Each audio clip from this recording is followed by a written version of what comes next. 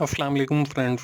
मैं हूं मोहसिन रज़ा और आप लोग देख रहे हैं 24/7 टीचर्स ऑनलाइन।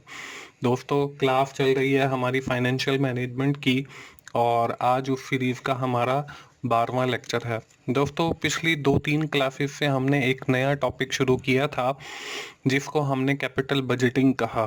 कैपिटल बजटिंग की फिर हमने टेक्निक्स देखी जिसमें हमने प्रॉफिटेबिलिटी, पे back period, NPV, net present value और इसी तरह बाकी सारी टेक्निक्स देखी। ऑलमोस्ट वो 5 टेक्निक्स थी। ये भी उसी सीरीज का एक लेक्चर है। आज हम लोग जिस टेक्निक पे बात करने वाले हैं वो हमारी टेक्निक है इंटरनल रेट ऑफ रिटर्न। तो चलिए हम लोग अपनी क्लास शुरू करते हैं और क्लास शुरू करने से पहले हम लोग ये देख लेते हैं कि हमने पिछली क्लास के अंदर क्या कवर अप किया था।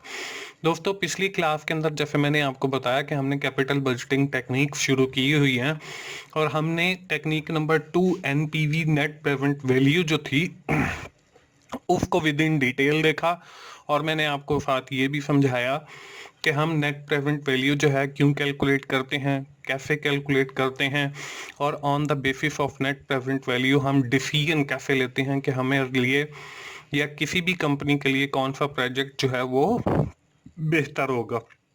दोस्तों, आज जिस टॉपिक के ऊपर हम लोग बात करने वाले हैं वो है इंटरनल रेट ऑफ रिटर्न। दोस्तों, इंटरनल रेट ऑफ रिटर्न भी कैपिटल बजटिंग की ही एक टेक्निक है। ये भी बेसिकली हम लोग प्रोजेक्ट इवैल्यूएशन के लिए यूज़ कर रहे हैं कि हम किस प्रोजेक्ट के अंदर इन्वेस्ट करेंगे और इसका फ़ायदा क्या होगा, ये आज की क्लास में हम बात करने वाले हैं। तो चलिए सबसे पहले ये वही स्लाइड है जो हम पिछली 1-2 लेक्चर से देखते चले आ रहे हैं और इसमें हमने 5 कैपिटल बजटिंग टेक्निक्स देखी थी जिसमें पे back period, NPV, IRR, ROI और पीआई जो है वो टेक्निक्स थी। इसमें से हमने पहली 2 टेक्निक पे बैक पीरियड और नेट प्रेजेंट वैल्यू अब तक कवर अप कर लिया है। आज की क्लास के अंदर हम technique number 3 IRR, internal rate of return की बात करने वाले हैं। First of all we have to understand what is meant by internal rate of return. इसका मतलब क्या है, क्यों हम कैपिटल बजटिंग के अंदर ये internal rate of return calculate करते हैं, इसका ऑब्जेक्टिव क्या है, इससे हमें फायदा क्या होता है कैलकुलेट करने का। तो सबसे पहले हम देख लेते हैं कि इंटरनल रेट ऑफ रिटर्न होता क्या है। IRR, internal rate of return, is the rate at which our NPV is equal to 0। कि ये एक ऐसा रेट होता है जिसके ऊपर आपका जो एनपीवी है, नेट प्रेजेंट वैल्यू है, वो 0 हो जाता है।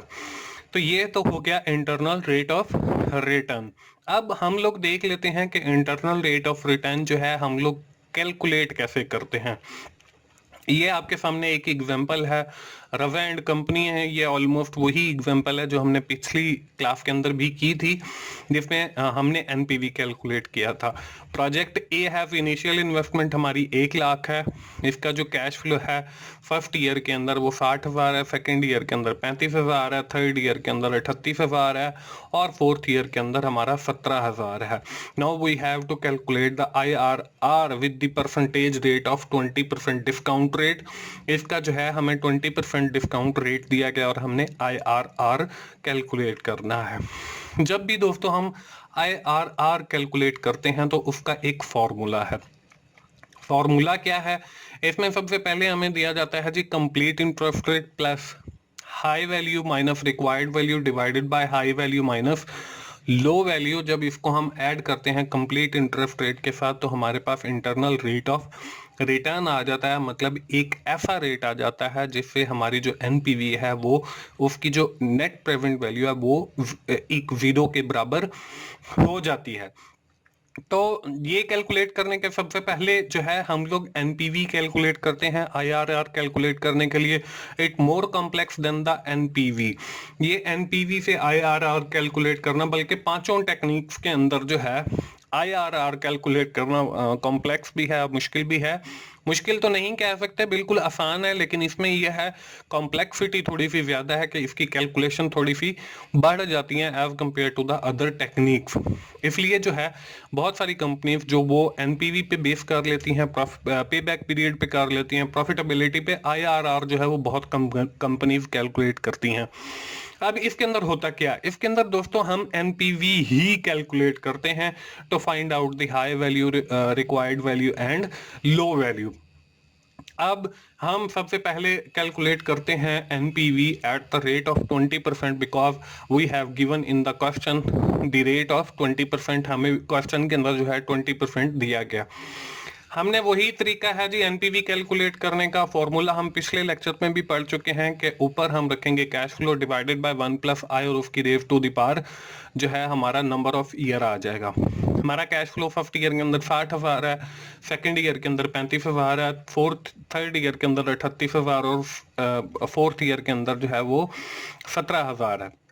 इसी तरह हमने 1 प्लस आई 20% उसकी रेज टू द पावर 1 2 3 कर दिया और माइनस इनिशियल इन्वेस्टमेंट आ गया। उसके बाद हमने वही किया कि परसेंटेज खत्म करने के लिए हमने डिवाइड किया 100 के साथ, तो हमारे पास 0.20 आ गया।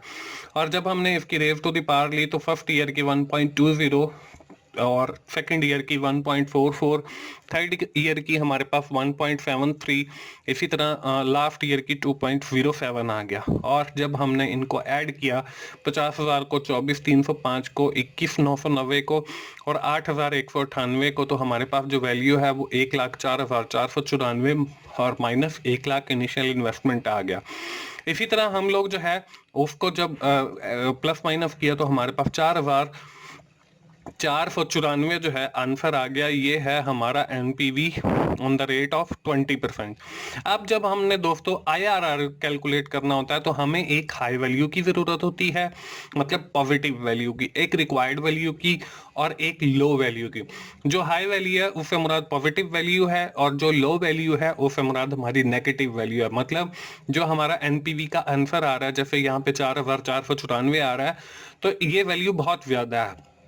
तो हम इसको जो है जीरो से जो मैक्सिमम मिनिमम जो है वो ज्यादा होगी वो कैलकुलेट करते हैं। उसको कैलकुलेट करने का तरीका ये है कि आप जो है इंटरेस्ट रेट बढ़ाते जाएंगे तो ये एनपीवी की जो वैल्यू है वो आपकी कम हो जाएगी।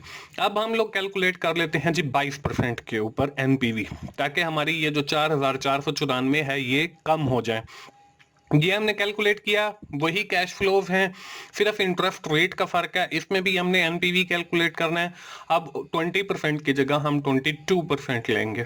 और इसी तरह जब हमने उनकी परसेंटेज खत्म की तो 0.22 आ गया। और इसी तरह जब हमने रेज टू द पावर ली तो 1.22, 1.49, 1.82 और 2.22 आ गया। इसी तरह जब हमने इन सारी वैल्यूज को प्लस माइनस किया तो हमारे पास 49,180, 23,515, 20,996 और 76,73 आ गया।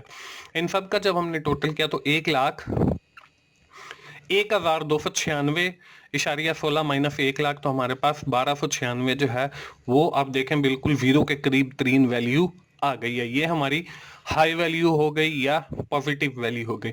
अब हमने कैलकुलेट करना है लो वैल्यू को, मतलब नेगेटिव। अब हम इंटरेस्ट रेट अपना थोड़ा सा और बढ़ाएंगे, मतलब एक और एनपीवी कैलकुलेट करेंगे जिसमें हम परसेंटेज रेट जो है, डिस्काउंट रेट जो है वो 20% की बजाय 23% ले लेते हैं। अब 23% यहाँ पे वैसे 20% लिखा हुआ है, लेकिन हमने लिया हुआ मतलब क्वेश्चन के अंदर 23% है, ऊपर आप थोड़ा सा चेंज कर लीजिएगा।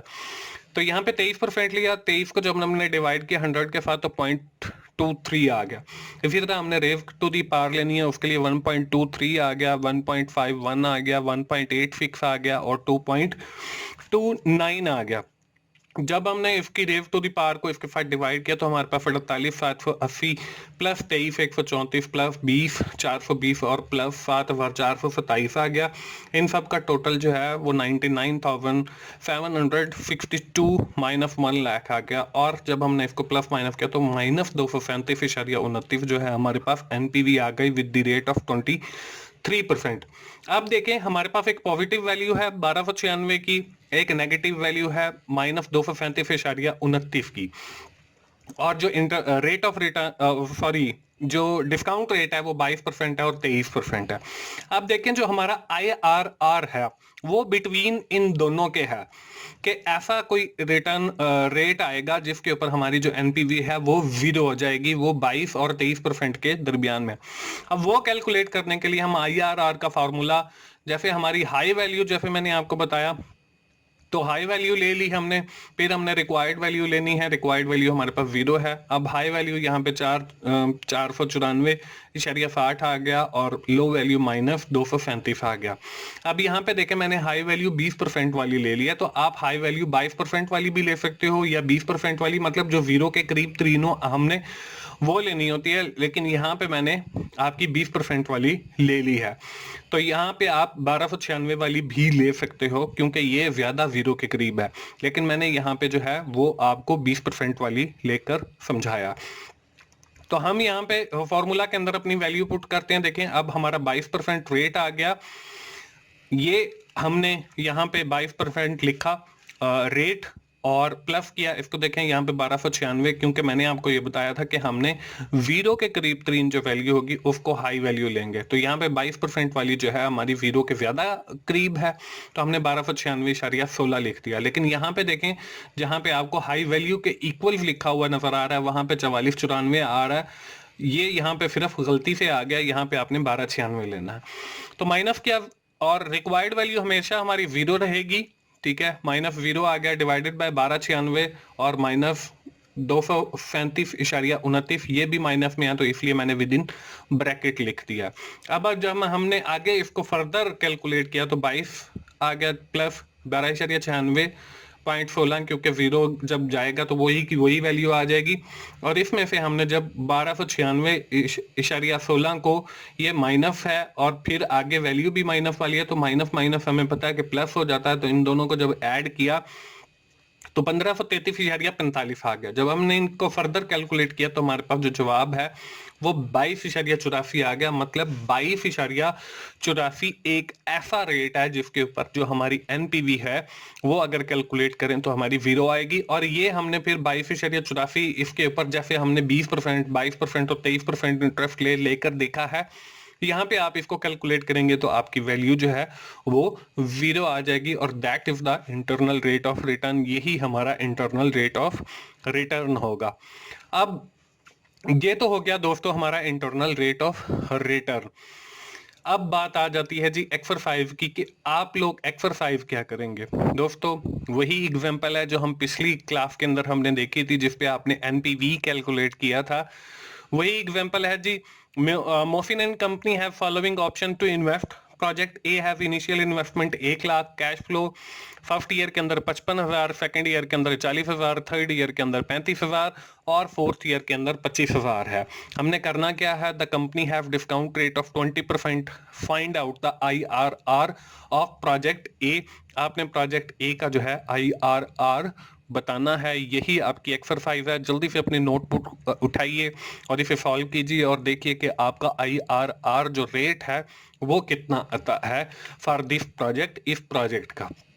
दोस्तों मुझे उम्मीद है आप लोगों को फाइनेंशियल मैनेजमेंट की क्लासेस पसंद आ रही होंगी। अगर आपको मेरी क्लासेस पसंद आ रही हैं तो इन्हें लाइक कीजिए, इन्हें अपने दोस्तों से शेयर कीजिए और कमेंट्स की सूरत में अपना फीडबैक दीजिए।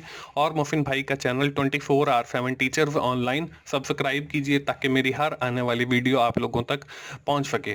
थैंक यू वेरी मच दोस्तों, अगली क्लास तक के लिए इजाजत दीजिए। थैंक यू वेरी मच दोस्तों, अल्लाह हाफिज।